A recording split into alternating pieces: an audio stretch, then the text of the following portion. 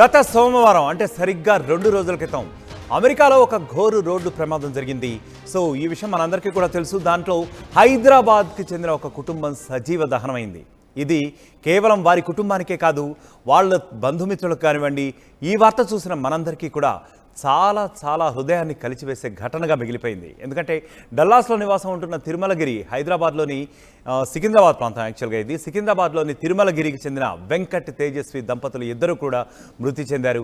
పిల్లలతో కలిసి అట్లాంటా నుంచి వాళ్ళు తిరిగి వస్తూ ఉండగా, అంటే సెలవుల కోసం వాళ్ళు వెళ్ళినట్టుగా తెలుస్తోంది. ఎందుకంటే స్కూల్ వెకేషన్స్ ఇచ్చారు వాళ్ళ పిల్లలకు కూడా.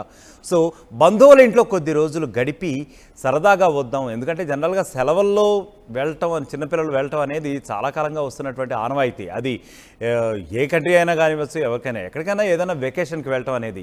బట్ ఇది మాత్రం ఇది విహారయాత్ర అన్నట్టుగా లేదు, ఇది ఒక తీవ్ర పెను విషాద యాత్రగా ఆ కుటుంబంలో మిగిలిపోయింది.